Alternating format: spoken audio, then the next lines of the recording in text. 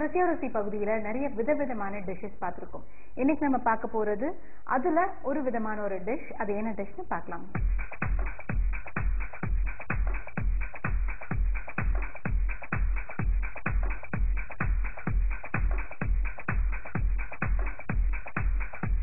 Hello madam. Hello Meena madam, நம்ம ஏற்கனவே சோலே பண்ணோம். அப்ப நீங்க சொன்னீங்க நெக்ஸ்ட் ருசியில நம்ம வந்து பட்டூரா பண்ணலாம்னு. சோ இன்னைக்கு என்ன செய்ய போறோம்? ருசியில பட்டூரா இல்லையா? ஓகே. சோ இந்த பட்டூரா செய்யறதுக்கு ஆக்சுவலி என்ன டிஃபரன்ஸ்? இப்ப நம்ம வந்து பூரி செய்யறோம், சப்பாத்தி செய்யறோம், நான் அந்த மாதிரி எல்லாம். பட்டூரால வந்து என்ன டிஃபரன்ஸ் இருக்கு? பட்டூரா ஃபேமிலி ஆஃப் பூரி தான். பட் இது வந்து கொஞ்சம் ஃபர்மெண்ட் பண்ண போறோம் ஈஸ்ட் வச்சு. ஸோ உள்ள உங்களுக்கு வந்து சாஃப்டா இருக்கும், வெளியில கிறிஸ்பா இருக்கும். எண்ணெய் ரொம்ப குடிக்காது. நான் இந்த வெர்ஷன் சொல்றது வெரி நைஸ். அந்த எஸ்பெஷலி அந்த சோலையோட எக்ஸலன்ட் காம்பினேஷன். இப்போ நம்ம சோலை பூரின்னு சொல்லுவோம், அந்த சோலா பூரின்னு ஹோட்டல்ல பெருசா அப்படியே புஃப்னு இருக்கும். சேம் நோ, இது நம்ம ஸ்மால் சைஸ். அண்ட் நிறைய ரெசிபிஸ் இருக்கு இதுக்கு. நான் சொல்றது வந்து ஈஸ்ட் வச்சு பண்ணலாம். Which comes out really good. ரொம்ப எண்ணெயாவும் இருக்காது பாக்கிறதுக்கு. உள்ள நல்லா பிரெட்டியா இருக்கும். சரி, ஓகே. நீங்க பட்டூரா செய்யணும். அதை பத்தி நிறைய விஷயங்கள் வந்து மீனா மேம் சொன்னாங்க. ஸோ எப்படி அதை செய்ய போறாங்க அப்படிங்கறத நம்ம பார்க்கலாம். அதுக்கு முன்னாடி இன்கிரீடியன்ஸ் பார்க்கலாம். என்னென்ன இன்கிரீடியன்ஸ் இருக்கு? இது வந்து மைதா அண்ட் இது வந்து ரவா. கொஞ்சம் நைஸ் ரவா எடுத்துக்கோங்க, சிரோட்டி ரவா. அது எப்படி? அது நமக்கு தனியா கிடைக்குமா? கிடைக்கும். அப்படி இல்லைன்னா நம்ம ரவாவே மிக்சியில கிரைண்ட் பண்ணிக்கலாம். அப்போ கொஞ்சம் இன்னும் ஃபைன் ஆயிடும். ஏன்னா சில சமயம் bhatura உப்பாது. You don't have to worry, you'll get the perfect taste. And இது வந்து salt. And இதுதான் இதோட main ingredient, yeast. Okay. So நிறைய அந்த பேக்கரிஸ்ல சம்பந்தப்பட்ட விஷயத்துலலாம் வந்து அது நல்லா உப்பி வர்றதுக்கு, இந்த ஃபர்மெண்ட் பண்றதுக்கு இந்த ஈஸ்ட் தான் யூஸ் பண்ணுவாங்க. சோ இது கடைகள்ல கிடைக்கிறது. பேக்கர்ஸ் ஈஸ்ட் கிடைக்கிறது, எல்லா மார்க்கெட்லயும் கிடைக்கிறது. Okay. Bakers east.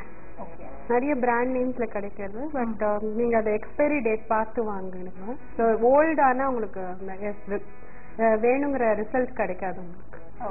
So then கொஞ்சம் ஆயில், சுகர், தென் கொஞ்சம் கர்ட். அண்ட் இது வந்து ஈஸ்ட் எப்படி நான் உங்களுக்கு ஃபர்ஸ்ட் அதை ஆக்டிவேட் பண்றது காமிக்கிறேன். ஓகே. ஃபர்ஸ்ட் அது ஸ்டார்ட் பண்ணிட்டு தென் அது ஷோ இது. ஓகே. இப்போ நமக்கு வந்து மைதா, ரவை வந்து ஃபைன் ரவையா இருக்கணும். நீங்க யூஸ்வல் ரவையை கூட எடுத்து மிக்சியில போட்டு கொஞ்சம் இன்னும் ஃபைனா வந்து நீங்க கொஞ்சம், ஏன்னா ரொம்ப கொஞ்சம் பெருசா இருக்கு இல்லையா அந்த ரவையோடைய ஒவ்வொரு இதுவும், அதனால கொஞ்சம் ஃபைனா அரைச்சுக்கோங்க. அப்புறம் தேவையான அளவு உப்பு வேணும், எண்ணெய், ஈஸ்ட், சர்க்கரை, கொஞ்சம் தயிர். இதுதான் வந்து தேவையான பொருட்கள். ஓகே மேம், பார்க்கலாம். இப்போ ஃபர்ஸ்ட் ஈஸ்ட் ஆக்டிவேட் பண்ணலாம். So I have taken like 1 to 1.5 teaspoon yeast. அவ்வளவும் போட்டுக்கலாம். ஆமா. And கொஞ்சம் sugar. So you have to feed the yeast for it to grow. So கொஞ்சமா ஒரு 1 teaspoon sugar போட்டுக்கலாம். Then கொஞ்சம் warm water. lukewarm இருக்கணும் வாட்டர். உங்களுக்கு பாத்தீங்கன்னா அந்த yeast அப்படியே frothy ஆயிடும். புஷ்ஷா ரொம்ப கொதிக்கிற தண்ணியில ஓரளவு சூடா. ஆமா, கைப்படுற தண்ணி. அவ்வளவுதான். ஒரு 5 minutes விட்டனா வெச்சுக்கோங்க. அதுல yeast எல்லாம் அது start eating the sugar. So அப்படியே உங்களுக்கு புசு புசுன்னு நொர ஃபார்ம் ஆயிடும். அப்ப ஈஸ்ட் இது ஆக்டிவ்னு அர்த்தம். ஓகே. தென் நம்ம மாவு கலந்து 5 minutes வைக்கலாம். எப்படி இருக்கு? ஆல்ரெடி ஸ்டார்ட் பாப்பிங் பாத்தீங்கன்னா. ஆமா, அப்படியே ஊறி அப்படியே பெருசாகுது. கரெக்ட். ஓகே. இப்போ வந்து நம்ம ஈஸ்ட், அதோட சர்க்கரை, ஒரு ஸ்பூன் சர்க்கரை சேர்த்து கொஞ்சம் வெதுவெதுப்பான தண்ணியை ஊற்றி வச்சிருக்கோம். அது ஒரு 5 நிமிஷம் ஆகும் அது ஆக்டிவேட் ஆகி அது எப்படி மாறி இருக்குன்னு பாக்குறதுக்கு. இப்போ நம்ம ஆட் பண்ண சேர்த்த ரவை வந்து வறுத்த ரவையா ரா ரவா இல்லையா? ஓகே. ஸோ இப்போ பை த டைம் அது கொஞ்சம் ஃபர்மெண்ட் ஆகட்டும். அதுக்குள்ள நம்ம இது சோலேக்கு I will show you how to garnish with green chilli. Okay. நம்ம ஈஸ்ட்டை வந்து ஃபர்மெண்ட் ஆகுறதுக்காக வச்சிருக்கோம். அதுக்குள்ள பச்சை மிளகாய் வச்சு நம்ம கார்னிஷிங் எப்படி பண்றதுன்னு பார்க்கலாம். கொஞ்சம் ஆயில் போட்டுக்கிறேன்.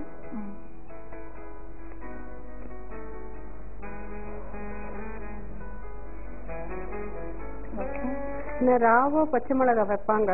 பட் இந்த மாதிரி சாப்பிட்டோன்னா உங்களுக்கு அவ்வளோ தெரியாது. ஆக்சுவலி ஜஸ்ட் ஸ்லைட்ல கொஞ்சம் ஸ்லிட் பண்ணிக்கலாம். ரொம்ப பண்ணக்கூடாது.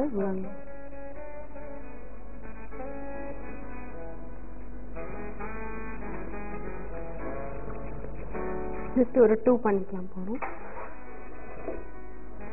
ஸோ இதெல்லாம் சேர்த்து அந்த அக்கம்பனிமெண்ட் கொடுத்தா தான் உங்களுக்கு டிப்பிக்கல் சனா பட்டூரா மாதிரி. ஓகே.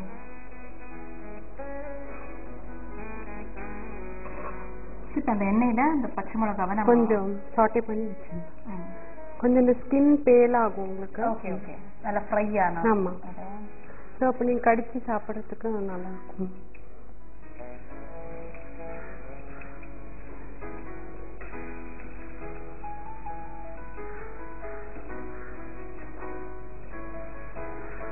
இது வெடிக்கும், கொஞ்சம் ஜாக்கிரதையா பண்ணுங்க.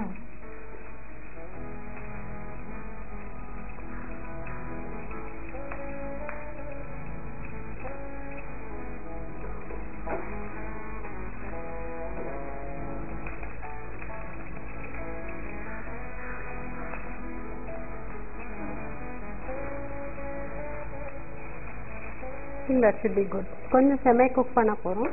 Okay. So இது will keep this aside.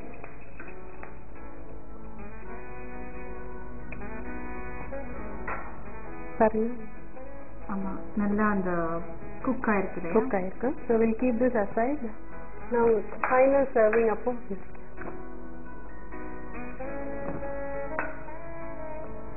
இப்போ எண்ணெய் சிம்ல வச்சுட்டு அது show you மாவு எப்படி. இப்போ பட்டூரா பண்றதுக்கு ஃபர்ஸ்ட் ஆயிலை வந்து நம்ம ஸ்டவ்ல வச்சிடலாம். ஓகே. இப்போ இந்த மாவெல்லாம் எப்படி மிக்ஸ் பண்ணணும்னு பார்க்கலாம். ஸோ இது ஈஸ்ட் பாருங்க, இட்ஸ் லைக் நல்லா இது லேஸா ஃபோம் வர ஆரம்பிச்சிருக்கு. இன்னும் 10 minutes விட்டாலும் இன்னும் ஃபோம் நல்லா ஃப்ராடியா இருக்கும். Right now will start from here. First dry இன்கிரீடியன்ட்ஸ்லாம் ஆட் பண்ணிடலாம். 1 கப் மைதா இல்லையா? இப்போ 1 கப் மைதாக்கு எவ்வளவு ரவை சேர்க்கணும்? ஒரு 2 டேபிள்ஸ்பூன். 1 கப் மைதாக்கு 2 டேபிள் ஸ்பூன் அளவு ஃபைன் பவுடரான ரவை அண்ட் கொஞ்சம் சால்ட், தேவையான அளவு உப்பு, கொஞ்சம் சர்க்கரை இல்லையா? சர்க்கரை நான் ஈஸ்ட்லயே போட்டுட்டேன். ஆமா. ஸோ ஈஸ்ட் அண்ட் இது I want to mix together. First ஒரு வெல் மாதிரி கிரியேட் பண்ணிக்கலாம் மிடில்.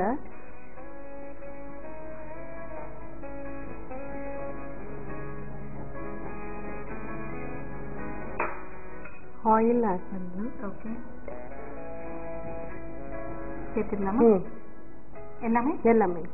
இது ஒரு 1.5 டேபிள் ஸ்பூன்ஸ் இருக்கும் oil, regular cooking oil. Next தயிர். தயிர் பாருங்க, கொஞ்சமா தயிர்.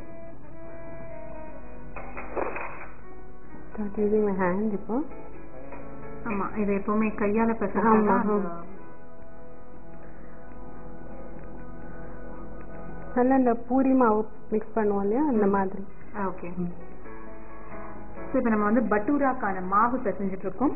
இதுல பாத்தீங்கன்னா 1 கப் மைதா, 2 டேபிள் ஸ்பூன் அளவு நல்லா கொஞ்சம் இன்னும் ஃபைனா பவுடர் பண்ண ரவை, அது கூட தேவையான அளவு உப்பு, அதுக்கப்புறம் நம்ம ஏற்கனவே அந்த ஈஸ்ட் இருக்கு இல்லையா, அந்த ஈஸ்டோட 1 ஸ்பூன் சர்க்கரையும் கொஞ்சம் வெதுவெதுப்பான தண்ணியும் சேர்த்து ஒரு 10 நிமிஷம் ஊற வச்சிருந்தோம் இல்லையா, அது ஃபுல்லா நம்ம ஆட் பண்ணிடலாம்.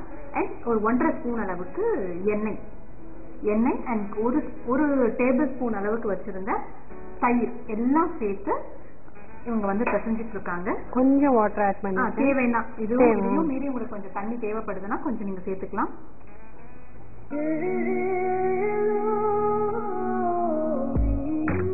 Bengal.com சிறிது இடைவேளைக்கு பின் தொடரும்.